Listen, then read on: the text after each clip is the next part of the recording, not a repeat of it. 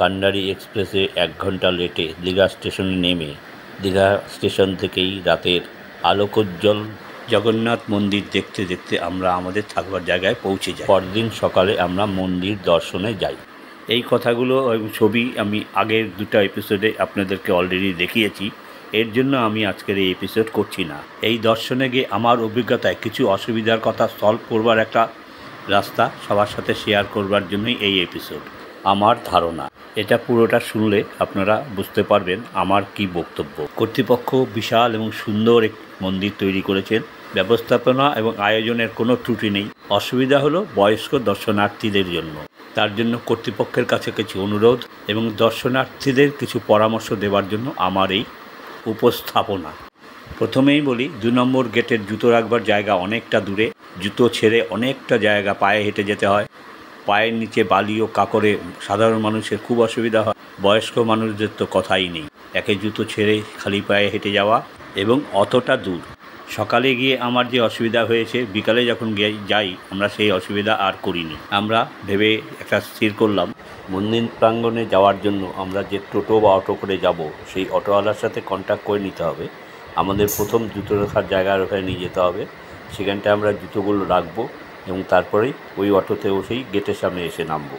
ফিরবার পথ ঠিক সেইভাবেই, যেই অটোই আমরা ধরি না কেন তাকে বলবো আমরা প্রথমে যাব জুতো নেওয়ার জায়গায়। ওখান থেকে জুতো নিয়ে আমরা আবার অটো বা টোটোতে চড়ে আমাদের গন্তব্যস্থলে যাব। পয়সা যদি একটু বেশিও নয়, নিশ্চয়ই তারা রাজি হয়ে যাবে। আর একটা কথা, 2 নম্বর গেটে জুতো রাখার জায়গা অনেক দূরে, কিন্তু 6 নম্বর গেটে গেলে জুতো রাখার জায়গাটাও কাছে এবং 6 নম্বর গেটের থেকে মন্দিরে অল্প একটাই পৌঁছানো যায়। যদিও 6 নম্বর গেটের কথা আমরা জানতাম না। আমরা যেই অটোতে উঠেছিলাম সেই অটোওয়ালাই বলল 6 নম্বর গেটে চলুন। না হলে আমরা স্থির করেছিলাম 2 নম্বর গেটের আগে যে জুতো রাখার জায়গা, সেখানে জুতো রেখে সেই টোটো করে বা অটো করেই আমরা গেটের সামনে গিয়ে নামবো, তারপরে আমরা মন্দিরে ঢুকবো। এই সমস্ত মন্দির দর্শনে সাধারণত বয়স্ক লোকরাই যায় এবং বয়স্ক লোকদের মধ্যে যারা হাঁটতে পারে না তাদের জন্য হুইল চেয়ারের ব্যবস্থা আছে। কর্তৃপক্ষের কাছে আমার এটাই অনুরোধ, হুইল চেয়ারের যেমন ব্যবস্থা আছে, ওখানে কিছু পয়সার বিনিময়ে যদি ঠেলে নিয়ে যাবার লোক বা তাকে দর্শন করিয়ে নিয়ে আসার লোক পাওয়া যায় পয়সার বিনিময়ে, তাহলে খুব উপকৃত হবে বয়স্ক দর্শকেরা বা পুণ্যার্থীরা।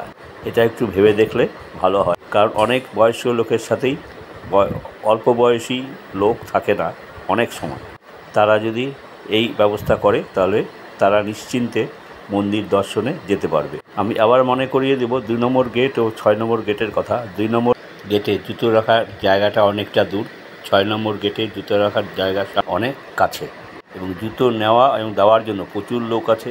খুব একটা বেশিক্ষণ ওয়েট করতে হয় না। তাই এই কথাগুলো মনে রেখে যদি যান তাহলে অনেক দর্শকেরই সুবিধা হবে বলে আমার অনুমান। তাই আমার আজকের এই এপিসোড আপনাদের যদি এতে উপকার হয় তা আমার ভালো লাগবে। সবাই ভালো থাকবেন, সুস্থ থাকবেন, পারলে ঘুরে আসুন। জয় জগন্নাথ, জয় জগন্নাথ, জয় জয় জগন্নাথ।